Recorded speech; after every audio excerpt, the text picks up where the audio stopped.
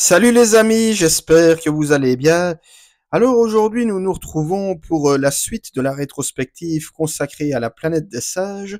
Donc je vous ai parlé il y a quelques jours de la planète des sages, les origines, donc sortie en 2011. Je vous parle aujourd'hui de sa suite, donc la planète des sages, l'affrontement, Dawn of the Planet of the Apes, littéralement l'aube de la planète des sages, sorti en 2014, réalisé par Matt Reeves, avec au casting Andy Serkis, Jason Clarke, Kerry Russell, Cody Smith-McPhee ou encore Gary Oldman. Alors, le résumé en quelque sorte, donc une nation de plus en plus nombreuse de sages évolués, dirigée par César, est menacée par un groupe d'humains qui a survécu au virus dévastateur qui s'est répandu 10 ans plus tôt et dont on pouvait déjà percevoir les conséquences à la fin de l'opus précédent. Donc les humains et les sages parviennent à une trêve fragile, mais qui sera hélas de courte durée, car en effet les deux camps sont sur le point de se livrer une guerre qui décidera de l'espèce dominante sur Terre. Alors, comme pour l'opus précédent, donc retour un peu sur la jeunesse du projet. Donc, La planète des singes, les origines, sorties donc durant l'été 2011, a été un beau succès critique et commercial, rapportant près de 481 millions de dollars dans le monde, ce qui évidemment contente la Fox, qui en novembre de la même année déclare qu'une suite verra bien le jour. Donc suite qui est officiellement donc annoncée durant l'été 2012 avec une sortie donc programmée pour l'été 2014. Alors en toute logique, c'est donc Rupert Wyatt, donc le réalisateur de La planète des singes, les origines, qui est donc chargé de s'occuper de cette suite. Sauf que cette fois-ci, le scénario, toujours dirigé par la même équipe, hein, donc le couple producteur-scénariste Rick Jaffa, Amanda Silver, rencontre beaucoup de difficultés pour développer le scénario. Voilà, il y a beaucoup de réécriture, beaucoup de relances concernant l'évolution psychologique de César.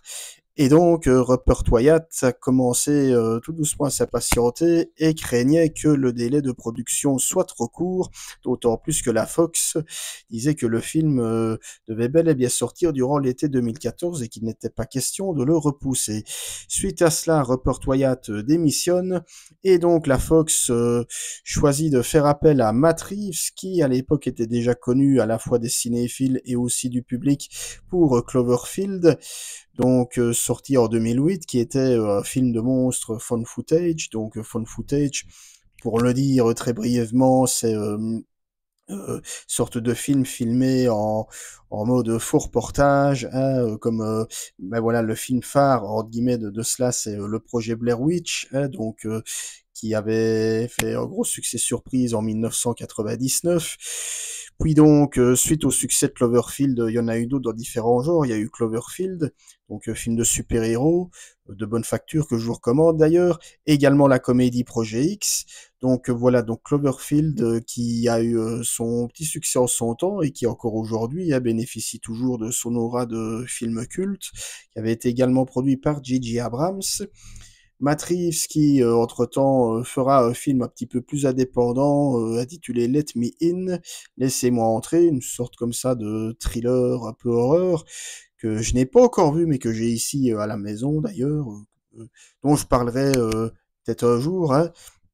Mais voilà, surtout Matt Reeves, vous le connaissez sans doute pour The Batman, sorti il y a maintenant 2 ans et demi, que j'ai chroniqué hein, ici sur la chaîne. Et donc, Matt Reeves, ce qui l'intéressait surtout dans ce projet, c'était l'évolution du personnage de César. César qui, dans ce film-ci, on va y revenir, se cherche encore, même si on peut voir qu'il est déjà d'une certaine manière le leader, ce que laissait déjà supposer la fin du film, mais ici son rôle sera encore plus travaillé, et c'est vraiment donc César qui a motivé donc Matt Reeves à se lancer dans cette suite. Alors maintenant, donc, entrons dans le vif du sujet. Qu'est-ce que je pense de cette suite? Alors, comme je vous l'avais dit lors de ma chronique de la planète des singes, les origines, je préfère de loin les deux suites. Même si j'apprécie beaucoup La Planète des Sages, les origines, voilà, je trouve que la mise en scène reste quand même très classique, parfois même un brin académique. Alors attention, hein, j'aime beaucoup le film, hein, je l'ai assez dit. Je trouve que la mise en place de tout l'univers est plutôt bien traitée, bien travaillée. Les personnages sont bien fournis. Voilà, en matière de grand spectacle, ça faisait le café, voilà, le tout dans un film en plus un petit peu moins de 2 heures. Mais ici, voilà, concernant La Planète des Sages, l'affrontement, donc Dawn of the Planet of the Apes, moi je trouve le film vraiment très réussi à plus d'un titre. Et pour l'avoir revu pas plus tard qu'avant-hier, mon avis n'a pas changé, que du contraire. Je trouve que c'est une excellente suite, que à titre personnel, je trouve meilleur que le premier. Voilà, n'hésitez pas dans les commentaires si vous à me dire si vous trouvez cette suite meilleure que le premier ou si vous préférez le premier, hein, sait-on jamais. Voilà. Et donc bref, donc déjà ben, l'ouverture du film hein, qui s'ouvre comme ça sur un bulletin d'information où on peut voir assez drôle d'ailleurs le président Barack Obama qui à cette époque-là et l'était encore, en train de parler donc des ravages d'un virus qui, je le répète, avait été introduit à la fin de l'opus précédent. Et quand on regarde le film de nos jours, ben, quelque part, on a un peu un sentiment doux amer. Quand on sait qu'un certain petit virus est venu foutre un peu le bordel il y a de cela 4 ans maintenant, quasiment, hein, donc et qu'on se dit que, bon, même si, voilà, dans le film, après, il n'y a pas que le virus, hein, il est aussi question de guerre. Bon, ici, Dieu merci, on n'est pas encore allé jusque-là, du moins pas encore. Allez, je plaisante, voilà.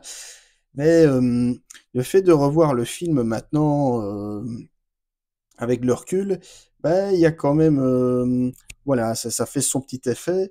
D'autant plus que Matt Reeves, à ce niveau-là, est plutôt très fort. Il arrive à distiller comme ça une certaine ambiance.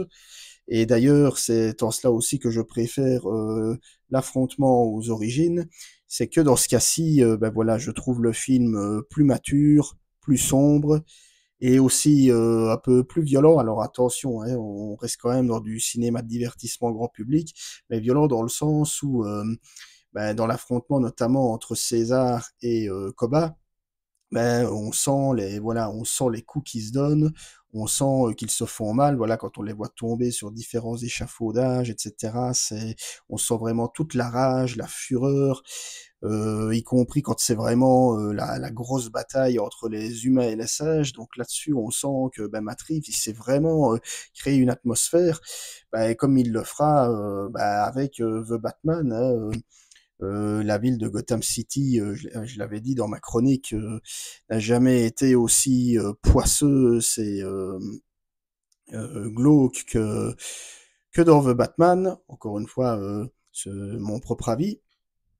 Et donc, voilà, ici, il y a une atmosphère hein, de fin du monde, on peut le dire, qui se fait cruellement ressentir, vraiment via tous les ports de l'image. En plus de ça, le film est filmé majoritairement de nuit. Alors, il y a des scènes de jour, mais les scènes de jour ont toujours lieu sous une pluie battante, sur un temps exécrable. On voit les personnages, enfin, les humains habillés comme ça en kawaii, etc., dans des lieux, soit des lieux de forêt, voilà, avec les arbres cassés ou abîmés, ou voilà, dans des lieux dévastés, notamment le moment où César va revenir dans sa maison d'origine. Donc là, on sent qu'il y a une ambiance comme ça, beaucoup plus de décoffrage, beaucoup plus sombre, et qui contraste bien avec la saga, vu que hein, tout est dans le titre, la planète des sages, et c'est aussi l'objectif de cette trilogie reboot, hein, c'est un peu de nous dire comment on en est arrivé là, comment la Terre est devenue la planète des sages, en quelque sorte. Et ça, je trouve que vraiment Matt Reeves arrive vraiment à bien recréer tout cela. Et alors aussi, voilà, ce qu'il faut savoir également, c'est que Matt Reeves, même s'il réalise beaucoup de blockbusters, c'est pas forcément quelqu'un qui est porté sur l'action. Hein, je veux dire, c'est quelqu'un qui s'intéresse avant tout à la psychologie, aux états d'âme de ses personnages.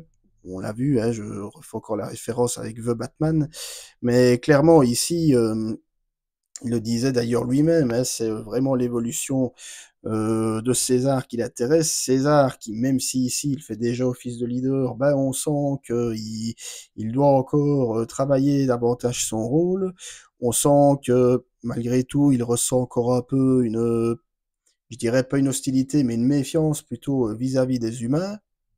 Donc il doit encore apprendre comme ça à gérer ses émotions, bah, de la même manière que Batman devait apprendre à gérer ses pulsions vengeresses dans The Batman, hein. Donc on retrouve comme ça la même idée, la même quête initiatique en quelque sorte.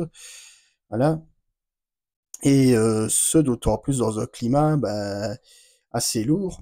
D'autant plus qu'ici, Matrix se fait plaisir bah, en nous offrant une sorte de duel comme ça, Martin Luther King, Malcolm X, à travers la relation César-Koba. Koba qui avait été introduit à la fin de l'opus précédent, qui est en gros le singe qui a été victime de toutes les pires expériences atroces qu'on puisse s'affliger à des singes. Et donc lui, son seul objectif, c'est d'en finir avec la race humaine. Voilà, c'est clairement l'extermination de l'humanité, ce qui forcément va le faire entrer en conflit avec César.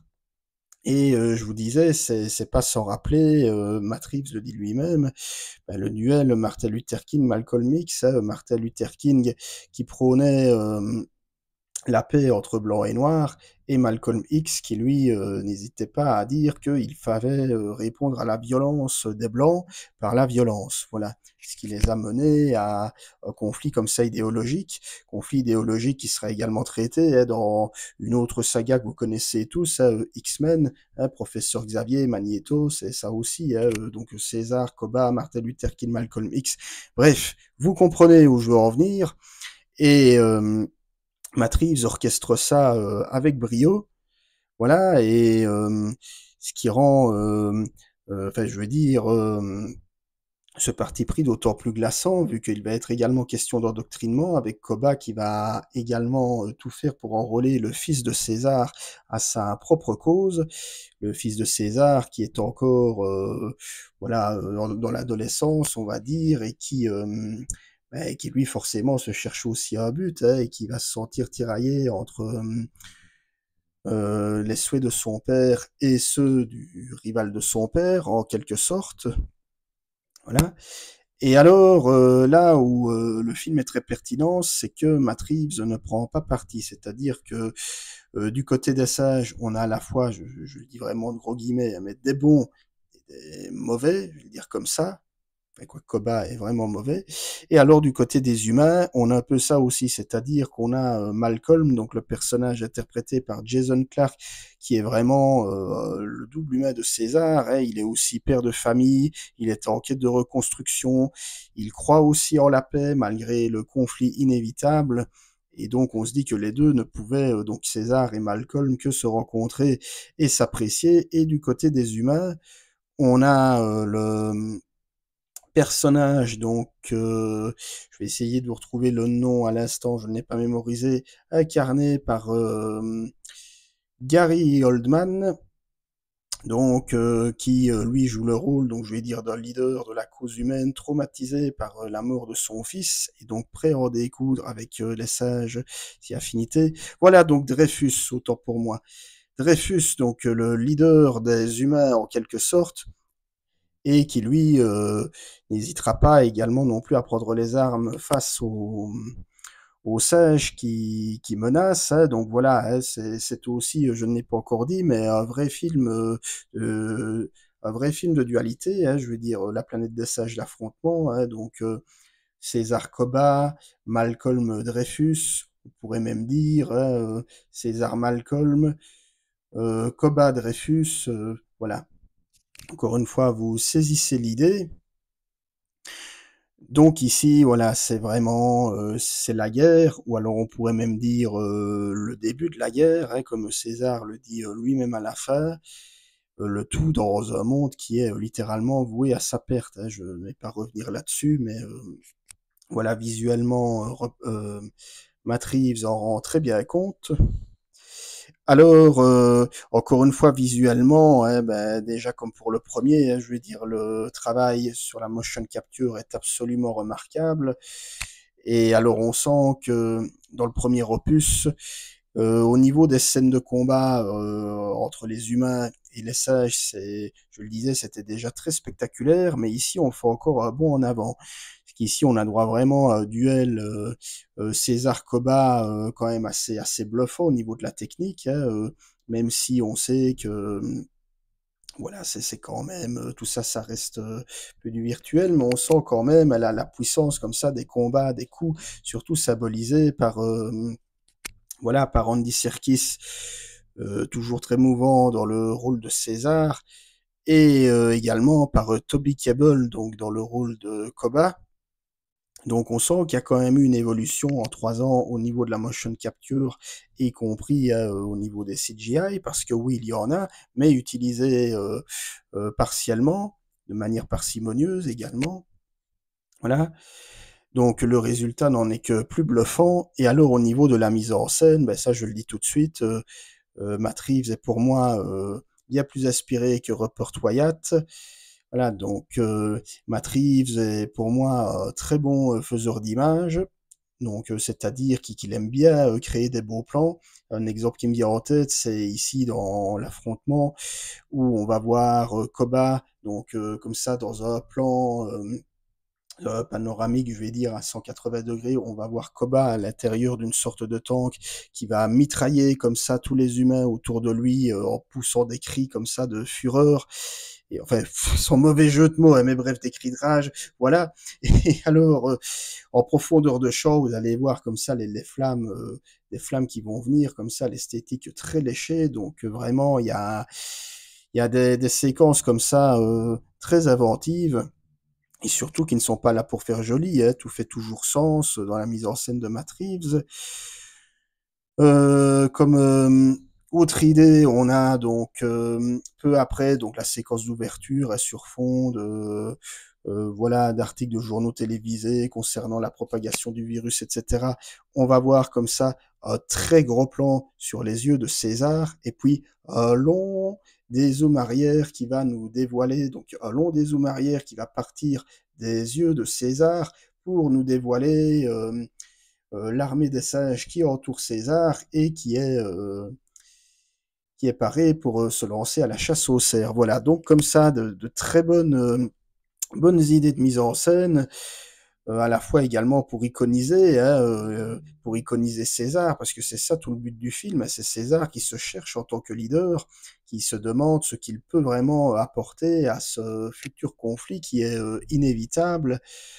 Et encore une fois, Matt Reeves rend très bien compte de cela. Voilà. Alors, voilà, en termes de petits bémols, je vais dire, il y a le personnage de Dreyfus joué par Gary Oldman qui pour moi est quand même moins travaillé, ou en tout cas, voilà, il est moins travaillé que celui de Koba. On sait juste, hein, encore une fois, même si c'est fait de manière subtile, hein, pas besoin de nous prendre un flashback, mais en un regard sur la photo de son fils, ben, on comprend voilà, toute la souffrance du personnage de Dreyfus, mais je trouve que finalement, le personnage est quand même pas très présent à mon goût, et finalement, à la fin, voilà, bon, à part défendre la cause humaine et tout faire péter, au final, voilà, le personnage a pas grand-chose à offrir de neuf. Et je me dis que c'est d'autant plus regrettable que faire appel à Gary Oldman, qui, vous le savez, est quand même pas n'importe qui en matière d'acteur, voilà, ça laisse un petit peu à désirer. Je me dis qu'on aurait pu peut-être en faire quelque chose de plus, même si le film est déjà assez dense hein, quand même, parce qu'il se passe quand même pas mal de choses dans le film. Le film a quand même un ton comme ça très sombre. On baigne dans une tension permanente. Et alors aussi, j'en ai pas encore parlé, mais il y a une véritable émotion qui se dégage du film. Et à ce niveau-là, je trouve la relation humain-singe plus travaillée que dans le premier opus.